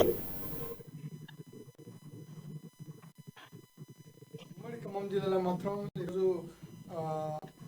ఒక రాజకీయ సమీకరణలు మాత్రం హేటెక్కుతున్న పరిస్థితి కనిపిస్తుంది చెప్పవచ్చు. ప్రధానంగా చూసినట్టయితే ఉమ్మడి ఖమ్మం జిల్లా రాజకీయ సమీకరణలు మాత్రం ఒక ఆసక్తి రేపుతున్న పరిస్థితి కనిపించబడుతుంది. ప్రధానంగా చూసినట్టయితే పొంగులేటి శ్రీనివాసరెడ్డి ఎపిసోడ్ మాత్రం రోజు రోజుకి మాత్రం హీట్ ఎక్కుతున్న పరిస్థితి నెలకొన్నది. దాదాపు గత కొంతకాలం కూడా పొంగులేటి శ్రీనివాసరెడ్డి ఆత్మీయ సమావేశాలు చేసుకుంటూ కూడా కార్యకర్తల్లోకి వెళ్తున్న పరిస్థితి కనిపిస్తుంది. అయితే ఈ నేపథ్యంలో బీఆర్ఎస్ని మాత్రం ఒక ఏదైతే తనకు అసంతృప్తిగా ఉన్న నేపథ్యంలో మాత్రం బీఆర్ఎస్ను ఎదుర్కొనేందుకు కూడా అనేక ఆత్మీయ సమావేశాలు చేసుకుంటూ కూడా తనదైన శైలిలో దూకుడుగా వ్యవహరిస్తున్న పరిస్థితి కనిపిస్తుంది. ఎందుకంటే గత కొన్ని సంవత్సరాల నుంచి కూడా బీఆర్ఎస్ పార్టీలో ఉన్నప్పుడు కూడా సముచితమైన స్థానం ఇవ్వకపోవడంతో కూడా కొంత అసంతృప్తిగా ఉన్న పరిస్థితి కనిపిస్తుంది. ఈ నేపథ్యంలో ఉమ్మడి ఖమ్మం జిల్లాలో అనేక నియోజకవర్గాల నుంచి కూడా తను ఆత్మీయ సమావేశాలు చేసుకుంటూ కూడా ఇటు కార్యకర్తల్లోనూ అదేవిధంగా బీఆర్ఎస్ పార్టీ నుంచి అదేవిధంగా కాంగ్రెస్ పార్టీ నుంచి బీఆర్ఎస్ పార్టీ నుంచి కార్యకర్తలు కూడా పొంగులేటి వైపు చూస్తున్న పరిస్థితి కనిపిస్తుంది. ఎందుకంటే గత కొన్ని సంవత్సరాల నుంచి కూడా పార్టీలో ఉన్నప్పటికీ కూడా ఎటువంటి సముచిత స్థానం ఇవ్వకపోవడం, అదేవిధంగా గత కొంతకాలంగా కూడా కేటీఆర్ అదైతే కేసీఆర్ కూడా తనకు ఇచ్చిన వాగ్దానాలు కూడా సరిగ్గా ఇవ్వకపోలే ఎటువంటి సముచిత స్థానం ఇవ్వకపోవడంతో కూడా అసంతృప్తిగా ఉన్న నేపథ్యంలో మాత్రం ఉమ్మడి జిల్లాలో మాత్రం ఇప్పుడు పొంగులేటి శ్రీనివాసరెడ్డి మాత్రం టాపిక్ మాత్రం ఒక హాట్ టాపిక్ ఉంది. జిల్లాలతో పాటుగా నియోజకవర్గాలు అదేవిధంగా రాష్ట్ర వ్యాప్తంగా ఇప్పుడు సంచలనంగా పరిస్థితి కనిపిస్తుంది. ఈ నేపథ్యంలో ప్రధానంగా చూసుకున్నట్లయితే ఉమ్మడి ఖమ్మం జిల్లాలో పినపాక నియోజకవర్గం నుంచి స్టార్ట్ అయిన ఆత్మీయ సమావేశాలు ఇల్లందు అదేవిధంగా ఆశ్వరాపేట అదేవిధంగా ప్రధానంగా ఖమ్మం జిల్లాకు సంబంధించి మధిర నియోజకవర్గం కానీ అదేవిధంగా వైర నియోజకవర్గం కానీ ఈ నియోజకవర్గాల్లో మాత్రం తనదైన శైలి మాత్రం తన అనుచరులతో మాత్రం రోజు రోజుకు మాత్రం సమావేశాలు నిర్వహించుకుంటూ కూడా అనేక మంది కార్యకర్తలను కూడా తన వైపు వస్తున్న పరిస్థితి కనిపిస్తుంది. ఈ నేపథ్యంలో అధికార పార్టీ నుంచి కూడా చాలా మంది వలసలు వెళ్లే పరిస్థితి కూడా కనిపిస్తుంది. ఎందుకంటే అధికార పార్టీలో ఉన్నప్పుడు కూడా ఉన్న నాయకులందరినీ కూడా తన దేశంలో తనకి దగ్గర అవ్వాలని అదేవిధంగా పొంగులేటి శ్రీనివాసరెడ్డి ఏ పార్టీలోకి వెళ్తారా అనే విషయం కాకుండా కూడా తన ఏదో వెళ్ళినా సరే తమతో పాటు ఉండాలని చెప్పి కూడా చాలా మంది నాయకులు కార్యకర్తలు కూడా చూస్తున్న పరిస్థితి అయితే ఈ నేపథ్యంలో పొంగులేటి శ్రీనివాసరెడ్డి ఏ పార్టీలోకి వెళ్తారనేది ఇప్పుడు ఒక సంకోచంగా మారని చెప్పవచ్చు. ఎందుకంటే మొదటి నుంచి పొంగులేటి శ్రీనివాసరెడ్డి అంటే వైఎస్ఆర్సీపీ నుంచి ఖమ్మంలో 3 స్థానాల నుంచి ఎంపీగా గెలిచి అదేవిధంగా 3 అసెంబ్లీ నియోజకవర్గాలు కూడా గెలిపించుకున్న పరిస్థితి నేపథ్యంలో ఇప్పుడు పొంగులేటి శ్రీనివాసరెడ్డి వైసీపీ నుంచి వెళ్తారా అదేవిధంగా బీజేపీ పార్టీలోకి వెళ్తారా లేదా కాంగ్రెస్ నుంచి వెళ్తారా అనేది మాత్రం ఒక ఆలోచిస్తున్న పరిస్థితి కనిపిస్తుంది. ఈ నేపథ్యంలో త్రిముఖ పోటీ ఉండే పరిస్థితి కూడా ఉందని చెప్పవచ్చు. ఎందుకంటే ఉమ్మడి ఖమ్మం జిల్లాలో బలమైన నాయకుడిగా ఉన్న పొంగులేటి శ్రీనివాసరెడ్డి మాత్రం గత కొంతకాలంగా అసంతృప్తిగా ఉన్న నేపథ్యంలో మాత్రం కార్యకర్తలు మాత్రం తీవ్ర అసంతృప్తి నెలకొన్నది. ఈ నేపథ్యంలో తమ నాయకుడు ప్రజల పట్ల ఎప్పటికీ మమేకమేకుంటూ అనేక సమావేశాల్లో అదేవిధంగా ఎక్కడ కార్యక్రమాలు జరిగినా నేనంటూ ఉంటా మీకు అండగా ఉంటా అని చెప్పి ఇంత గొప్ప నాయకుడు ఈ జిల్లాలో మాత్రం వెళ్తుంటే మాత్రం ఇక్కడ బీఆర్ఎస్ పార్టీ నుంచి మాత్రం ఎటువంటి స్పందన లేకపోవడం, కేటీఆర్ ఇచ్చిన హామీలు అదేవిధంగా తనకు ఇచ్చిన సమితి స్థానం ఇవ్వకపోవడంతో మాత్రం అసంతృప్తిగా ఉన్న నేపథ్యంలో మాత్రం కార్యకర్తలు మాత్రం తీవ్ర అసంతృప్తి నెలకొంది. ఈ నేపథ్యంలో జిల్లాలను ఉమ్మడి జిల్లా వ్యాప్తంగా కూడా రోజు రోజుకి మాత్రం సమావేశాలు జరుపుకుంటూ కూడా అధికార పార్టీ మీద ధిక్కారం చూపిస్తున్న పరిస్థితి కనిపిస్తుంది. ఈ నేపథ్యంలో కొంతమంది నాయకులు ఏదైతే బీఆర్ఎస్ నాయకుల్ని కూడా సస్పెండ్ చేసే పరిస్థితి కనిపిస్తుంది. ఈ నేపథ్యంలో సస్పెండ్ చేసిన విషయంలో కూడా పొంగులేటి శ్రీనివాసరెడ్డి మాత్రం తనదైన శైలిలో బీఆర్ఎస్ పార్టీ విరుచుకుపోయే పరిస్థితి. అంటే తమతో ఉన్న ఇప్పుడు నూతన సంవత్సర వేడుకల నుంచి కూడా పొంగులేటి శ్రీనివాస్ రెడ్డి పార్టీ మారుతాడు అన్నటువంటి వార్తలు ఇప్పటి వరకు ఈ రోజు వరకు ఈ సెకండ్ వరకు కొనసాగుతా ఉన్నాయి. అయితే ప్రధానంగా కొన్ని పార్టీలకు సంబంధించినటువంటి నేతలతో చర్చలు పెడుతున్నారు, భేటీ అవుతున్నారు. దాంతో పాటుగా రీసెంట్ గా వైఎస్ షర్మిలకు కావచ్చు, పార్టీలైన విజయలక్ష్మితో కలవడం జరిగింది. దాంతో పాటుగా రేవంత్ రెడ్డితో కూడా ఫోన్ కాంటాక్ట్లకు వెళ్ళినట్టుగా తెలుస్తోంది. ఇటు బీజేపీతో కూడా మంత్రం జరుపుతున్నట్టుగా తెలుస్తుంది. అయితే నిజంగా కూడా పార్టీ వీడుతున్నారు, ఏ పార్టీలోకి వెళ్తారు? గతంలో ఆయన గెలిచినటువంటి వైఎస్ఆర్సీపీ పార్టీలోకి వెళ్ళేటువంటి ఛాన్సెస్ ఉందా, లేదా మరి ఇతర ఏదైనా ఆల్టర్నేట్ ఆప్షన్ తీసుకునేటువంటి ఛాన్సెస్ ఉందా? అసలు ఆయనకు సంబంధించినటువంటి కార్యకర్తలకు ఏం చెప్తున్నారు? ఆత్మ సమ్మేళనం ద్వారా ప్రతి ఏదైతే ప్రాంతానికి వెళ్తున్నాడు, సమ్మేళనం నిర్వహిస్తున్నాడు, ఈ సమ్మేళనం నిర్వహిస్తున్నటువంటి ప్రజలకు ఎలాంటి ఉద్దేశాలు చెప్తున్నాడు, ఏంటి అసలు ఏం జరుగుతుంది ఆయన దగ్గర? ఖమ్మం జిల్లా తీసుకుంటే ఒక బలమైన నాయకుడు అన్న పొంగులేటి శ్రీనివాసరెడ్డి మాత్రం తనదే శైలిలో నియోజకవర్గాల్లో దూసుకుపోతున్నాడు. తను ఏ పార్టీలో ఉన్నాయని కాదు, ఏ పార్టీకి వెళ్ళినా సరే తను 10 నియోజకవర్గాల్లో తన విజయం సాధించుకోవాలని ఒక ధీమాతో మాత్రం నియోజకవర్గాల్లో విస్తృతంగా సమావేశాలు చేస్తున్న పరిస్థితి. ప్రధానంగా చూసుకుంటే ఖమ్మం జిల్లాకు సంబంధించి పాలేరు, మదిర, సత్తుపల్లి, అదేవిధంగా ఖమ్మం, వైరాగ్ సంబంధించిన నియోజకవర్గం, అదేవిధంగా భద్రాద్రి జిల్లాకు సంబంధించిన ఆశ్వరావుపేట, ఇల్లందు, కొత్తగూడెం, మన మణుగు, పినపాక, అదేవిధంగా అషార, భద్రాచలం, ఈ 10 నియోజకవర్గాల్లో మాత్రం తప్పనిసరిగా తను గెలవాలని ఉద్దేశిస్తూ మాత్రం ఇటు కార్యకర్తలతో సమావేశం అయితే నిర్వహిస్తున్న పరిస్థితి. అంటే బీజేపీకి వెళ్తారా, లేకుంటే కాంగ్రెస్కి వెళ్తారా, లేకుంటే వైఎస్ఆర్సీకి వెళ్తారా అనేది మాత్రం ఇప్పటికీ కొంచెం అనుమానం వ్యక్తమైన పరిస్థితి కనిపిస్తుంది. ఏ పార్టీలోకి వెళ్ళినా సరే ఎవరైతే తమతో పాటు అభ్యర్థులు ఎవరున్నారో వాళ్ళందరినీ కూడా తప్పనిసరిగా 10 నియోజకవర్గాల్లో గెలిపించుకోవాలన్న ఒక ధీమత మాత్రం వెళ్తున్న పరిస్థితి కనిపిస్తుంది. అయితే ఈ నేపథ్యంలోనే గత కొంతకాలంగా కూడా వైఎస్ షర్మిలతో కూడా భేటీ అయినట్టు మన సమాచారం చేస్తుంది. ఈ నేపథ్యంలో వైఎస్ షర్మిల కూడా తన పార్టీలోకి ఆహ్వానించాలని కూడా వస్తున్నారని ఈ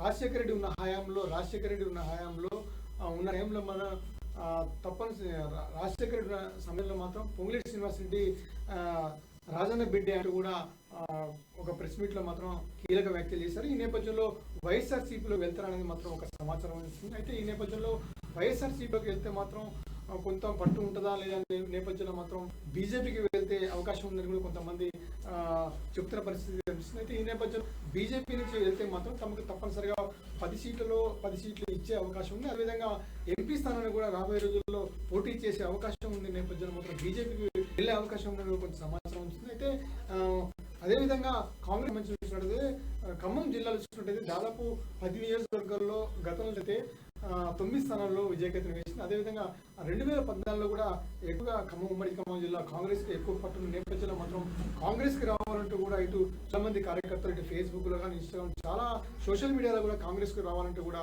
ప్రచారం మాత్రం ముమ్మరంగా సాగింది. అయితే ఈ నేపథ్యంలో పొంగులేటి శ్రీనివాసరెడ్డి ఏ పార్టీలోకి వెళ్తాడని ఒక చర్చనీయాంశంగా మారిన పరిస్థితి. ఎందుకంటే కాంగ్రెస్ లోకి వెళ్తే ఏమైందంటే రేపటి రోజు వచ్చే రోజుల్లో రాబోయే రోజుల్లో మాత్రం స్టేట్ లో కాంగ్రెస్ వస్తుంది అనేది మాత్రం కొంచెం అనుమానంగా ఉంది. ఈ నేపథ్యంలో ప్రముఖ పోటీ అంటే ఎవరు గెలుస్తున్నాడు, బీజేపీ కాంగ్రెస్ మధ్య వీఎస్ మధ్య పోటీ ఉంటుంది కాబట్టి హంగు వస్తుందని మాత్రం పొంగులేటి శ్రీనివాసరెడ్డి కూడా ఆత్మీయ సమావేశంలో చెప్పిన పరిస్థితి కనిపిస్తుంది. ఈ నేపథ్యంలో ఏ పార్టీకి మొగ్గు చూపుతారనేది మొత్తంగా పొంగులేటి శ్రీనివాస్ రెడ్డి ఏ పార్టీలోకి వెళ్తాడు అన్నటువంటి చర్చ ఇప్పటికి కూడా కొనసాగుతా ఉంది. ఇప్పటికే పలు పార్టీల నుంచి మంత్రాలు జరుపుతున్నటువంటి విషయం మనందరికీ తెలిసిందే. ఈ నేపథ్యంలో ఆయన ఏ పార్టీకి వెళ్తారు అనేది ఇప్పుడు కొంత హాట్ టాపిక్ గా మనకు కనబడతా ఉంది. దాంతో పాటుగా పినపాక నియోజకవర్గం నుంచి మొదలైనటువంటి వర్సెస్ మొత్తం కూడా ఇప్పటికీ కొనసాగుతున్నటువంటి పరిస్థితులు అయితే కనబడుతున్నాయి. ఒక్కసారి ఉమ్మడి నిజామాబాద్ జిల్లాకు వెళ్దాం. నిజామాబాద్ జిల్లాలో ఉన్నటువంటి తాజా రేట్స్ అందించేందుకు మా ప్రతినిధి శ్రీనివాస్ అందుబాటులో ఉన్నారు. శ్రీనివాస్, ఈ రోజు ఉన్నటువంటి బర్నింగ్ టాపిక్స్ ఏంటి, అదేవిధంగా బర్నింగ్ ఇష్యూస్ ఏవి ఉన్నాయి?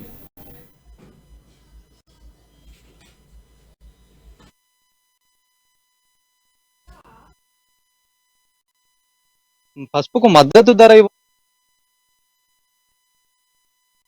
15 క్వింటాలకు 15,000కు పలికిన పసుపు ధర అమాంతంగా పడిపోవడంతో రైతులు ఆందోళన చెందుతున్నారు. పసుపు పంటని ఒక ఆరాధ్య దైవంగా పోచమ్మ తల్లిగా అయితే భావిస్తూ రైతులైతే కాళ్ళకు చెప్పులు లేకుండా కూడా పంటను పండిస్తూ ఒక అమ్మవారికి సంకేతంగా భావిస్తూ ఉండే సిచ్యువేషన్ లో ఇలాంటి అసలు ఏదైతే ఏదైతే పెట్టుబడి పెడుతున్నామో పెట్టుబడి కంటే కూడా ఉల్టా లాస్ అవుతున్నామని చెప్పి కూడా పక్క వాళ్ళు ఆందోళనతో గురవుతున్న నేపథ్యంలో ఇప్పుడు పసుపు పంట మొత్తానికైతే మార్కెట్ కు తీసుకొచ్చే చివరి దశలో ఉంది. మొత్తం ఏదైతే నిజామాబాద్ జిల్లాలో అయితే పసుపు పంట ముఖ్యంగా పెద్ద మొత్తంలో అయితే పసుపు సాగు చేసుకుని దేశంలోనే నిజాం ప్రత్యేక గుర్తింపు ఉంది పసుపు పంటలకు సంబంధించి. ఇట్లాంటి నిజామాబాద్ లో ఇట్లాంటి వ్యవస్థ ఉన్నటువంటి పసుపు పంటకి ఇప్పుడు ధర రాకపోవడం పట్ల అయితే తీవ్ర ఆందోళన వ్యక్తం చేస్తున్నారు. ఇక్కడ ప్రభుత్వాలు అయితే మద్దతు ధర ఇస్తామని చెప్పేసి ఇక్కడ కేంద్ర రాష్ట్ర ప్రభుత్వాలు చెప్పినప్పటికీ అది ఆచరణలోకి వచ్చిన సరికంటే ఇప్పుడు మాకు చాలా ఇబ్బందులు తలెత్తుతున్నాయని చెప్పేసి వాళ్ళు ఆందోళన చేపట్టిన నేపథ్యం కనిపిస్తుంది. గతంలో చూసుకున్నట్టయితే పసుపు ధరని మంచి రేట్ అంటే మాకు దిగుబడితో పాటు వచ్చిన ఏదైతే ఎకరానికి దాదాపుగా 15 క్వింటాల వరకు అయితే పసుపు వెళ్తుంది. ఆ పసుపుకి మాకు మద్దతు ధర ఉండడంతో ఇంతకుముందు అయితే లాభాల బాటున ఉండేది. ఇప్పుడు అనేకంగా కూడా అప్పు తీసుకొచ్చి పెట్టుకున్నట్టు కూడా ఉంది ఇప్పుడు అని చెప్పేసి వాళ్ళకు వైపు ఆందోళన చేస్తున్నారు. అయితే మొత్తం మీద చూసుకున్నట్టే నిజామాబాద్ నగరానికి అయితే పెద్ద మొత్తంలో అయితే రైతులు పసుపుని లోడ్ల ద్వారా తీసుకొని వచ్చి కుప్పలు పోస్తున్నా కూడా కనీస సౌకర్యాలు కూడా కరువైపోయాయని చెప్పేసి కూడా వాళ్ళు ఆందోళన చేస్తున్నారు. ఇక్కడ ఒక పైపు చూసుకుంటే మద్దతు ధర లేకపోవడం, ఇక్కడ తీసుకొచ్చి మార్కెట్ కూడా ఒక పైపు మేము ఎంత ఎండలో ఉన్నా కూడా కనీసం త్రాగునీరు కూడా ఇబ్బంది అవుతుంది చెప్పేసి కూడా వాళ్ళు ఆవేదన వ్యక్తం చేస్తున్న పరిస్థితి కనిపిస్తుంది. దళారీ వ్యవస్థ అయితే ఎక్కువైపోయింది, గిట్టుబాటు ధర లేదు, ఎప్పుడు ఎట్లాంటి వ్యవస్థ ఉంటుందో ఎట్లాంటి పరిస్థితి ఉంటుందో కూడా తెలియని పరిస్థితి అని చెప్పి వాళ్ళకు ఆవేదన వ్యక్తం చేస్తున్న పరిస్థితి కనిపిస్తుంది. మొత్తానికి నిజామాబాద్ లో అయితే ఈ రోజు చూసుకున్నట్టయితే గత కొన్ని రోజులుగా వస్తున్న ఆవేశాన్ని ఒక రైతు జేఏసీ ఏదైతే పసుపు సంబంధించిన రైతుల జేఏసీ ఆధ్వర్యంలో అయితే ఆ వ్యవసాయ మార్కెట్ కమిటీకి వెళ్ళేసి అక్కడ తాళాన్ని కూడా వేసిన పరిస్థితి ఉంది. మాకు ఖచ్చితంగా ఇట్లా ఉంటే కుదరదు, మాకు చాలా ఇబ్బంది అవుతుంది, ఇక్కడ ధర లేదు, ఇక్కడ వ్యవస్థ కరెక్ట్ లేదు అని చెప్పేసి వాళ్ళు తీవ్ర ఆవేదన వ్యక్తం చేస్తున్న పరిస్థితి కనిపిస్తుంది. ఆందోళన చేపట్టిన నేపథ్యంలో ఇక్కడ పోలీసులు కూడా ముందట్టుగా అలర్ట్ అయ్యి అక్కడ వచ్చి స్థానికంగా ఉన్నటువంటి సిఐ అక్కడ వచ్చి అందింపజేసే పరిస్థితి కనిపిస్తుంది. ఇక్కడ రెవెన్యూ యంత్రాంగం కానీ ఇక పోలీస్ యంత్రాంగం కూడా ఇద్దరు వచ్చి రైతులకైతే సమాధానం చెప్పి వాళ్ళని శాంతింపజేసిన పరిస్థితి కనిపిస్తుంది. ఎందుకంటే వాళ్ళకి ఏదైతే ఇక్కడ దళారీ వ్యవస్థ అయితే ఎక్కువ ఉంది, మా పంటకి అయితే ఇక్కడ ఉన్నటువంటి అధికారులు కానివ్వండి ఇక్కడ ఇబ్బందులు పెట్టే ప్రయత్నం జరుగుతుంది అని చెప్పేసి వాళ్ళ ఆవేదనతో అయితే ఈ రోజు రైతు ఏదైతే వ్యవసాయ మార్కెట్ కమిటీకి అయితే తాళం వేసిన పరిస్థితి కనిపిస్తుంది. అయితే మొత్తానికి ఇంకా 2-3 రోజులు అయితే ఈ పరిస్థితి రాకుండా అయితే అధికారులతో చర్చ సమావేశం ఏర్పాటు చేస్తామని కూడా చెప్పిన నేపథ్యం కనిపిస్తుంది. ఇక్కడ స్థానికంగా ఉన్నటువంటి అధికారులే దీనికి మొత్తం గుత్తేదారులాగా భావించి దళారీ వ్యవస్థ ఎక్కువైతే వాళ్ళ చేతులు కుమ్మక్కైన పరిస్థితి ఉందని కూడా ఇక్కడ ఏదైతే ఉన్న మార్కెట్ కమిటీ ఉందో దళారులకు కుమ్మక్కై మాకు ఇబ్బందులు తలెత్తున్నాయని చెప్పేసి కూడా వాళ్ళ ఆవేదన వ్యక్తం చేస్తున్న పరిస్థితి కనిపిస్తుంది. ప్రణయ్, శ్రీనివాస్, అదేవిధంగా ఇప్పుడు రైతు జేఏసీ వారికి ఏమని భరోసా ఇచ్చింది? వ్యవసాయానికి సంబంధించి కమిటీ అక్కడ ఉన్నటువంటి వ్యవసాయ శాఖ కమిటీ ఏం చెప్తుంది? రైతులకు వేసవి సమయంలో కనీసం అక్కడ ఉన్నటువంటి షెల్టర్స్ కావచ్చు, కనీసం త్రాగునీరు లాంటి సదుపాయాలను కూడా కల్పించట్లేదని చెప్తున్నారు. అక్కడ ఉన్నటువంటి అధికారులు ఏం చేస్తున్నారు? అధికారుల నిర్లక్ష్యమా లేదా లేకపోతే ఎవరు పట్టించుకోరలే ఏంటి అన్నటువంటి ధీమాతో ఆ విధంగా అక్కడ ఉన్నటువంటి అధికారుల నిర్లక్ష్యం కనబడతా ఉందా? లేకపోతే కావాలనే రైతులకు కనీసం గిట్టుబాటు ధర కల్పించకుండా చేస్తున్నటువంటి ఈ వైఖరిని ఏ విధంగా జేఏసీ ఖండిస్తుంది? అయితే రైతు జేఏసీ చూసుకున్నట్టయితే రైతుల పక్షాన ఖచ్చితంగా రైతులకు న్యాయం జరిగే విధంగా అయితే పోరాటం చేస్తామని ఒకవైపు చెప్తూ ఉన్నా కూడా ఇక్కడ కేంద్ర ప్రభుత్వం కానీ ఇక్కడ రాష్ట్ర ప్రభుత్వం కానీ ఎవరి స్థాయిలో వాళ్ళు మేము కరెక్టే చేస్తున్నామని కూడా వాళ్ళు ఒకవైపు చెప్తున్న పరిస్థితి. మొత్తానికి చూసినట్టయితే అధికార వ్యవస్థ ఇక్కడ ఏదైతే అధికారులు మాత్రం నిమ్మకు నీరెత్తిన పరిస్థితి కనిపిస్తుంది. చూస్తామని అంటున్నారు కానీ ఆ గ్రౌండ్ లెవెల్లో వచ్చేసరికంటే వర్క్ పైన అయితే ఇక్కడ కనీస తాగునీటి వసతి కూడా లేదని చెప్పి రైతులు మనతో అమ్మా న్యూస్ ద్వారా కూడా ఈ రోజు జరిగిన ఏదైతే ఈ ఆందోళనలో పాల్పంచుకున్న నేపథ్యం కనిపిస్తుంది. మొత్తానికి వాళ్ళకు ఒకవైపు మద్దతు ధరలు లేకపోవడము, మరొక వైపు కనీసం అంటే వాళ్ళు తీసుకొస్తున్న ఏదైతే బండి పైన తీసుకొచ్చి ఇక్కడ ఆ కుప్ప పోసేసి ఉన్న తర్వాత కాంట అంటే దీనికి కడతా కానివ్వండి ఇట్లా దానికి సంబంధించిన ఎక్కడెక్కడ దోచుకునే విధంగా ఉంది. మాకు తీరా ఏదైతే దళారీ వ్యవస్థ ఏదైతుందో వాళ్ళకు సంబంధించిన డబ్బులు చేతికొచ్చే టైంలో కూడా ₹2% అంటే 2% ని కూడా తీసి అంటే మనకి ఇచ్చే ఒక రైతు ఏదైతుందో రైతుకు ఒక 10 క్వింటాలు ఉంటే 10 క్వింటాలకు 5,000 కాడికి ఒక 50,000 అయితే దాంట్లో 2% కూడా మాకు కట్ చేసి ఇస్తున్నారు అని చెప్పి రైతులు ఆవేదన వ్యక్తం చేస్తున్నారు. దీనికి సంబంధించిన ఏదైతే జేఏసీ కూడా ఇట్లాంటి దానికి తావు లేదు, ఖచ్చితంగా అయితే దీనిపైన మేము పోరాటం చేస్తామని ఒక వైపు జేఏసీ చెప్తున్నప్పటికీ కూడా ఈ అధికారులు నిమ్మకు నీరెత్తినట్టుగా అయితే వ్యవహరిస్తున్నారని చెప్పి కూడా థ్యాంక్ యూ ఈ బాధితులు శ్రీనివాస్. కానీ వీళ్ళందరూ సో ఆరోపిస్తున్న మొత్తంగా పరిస్థితి కనిపిస్తుంది. ఇది ఈరోజు రిపోర్టర్స్ టైం. మళ్ళీ మరొక రిపోర్టర్స్ టైంతో మళ్ళీ కలుద్దాం. అంటిల్ దెన్ చూస్తూనే ఉండండి అమ్మా న్యూస్, నిజం కోసం జనం కోసం.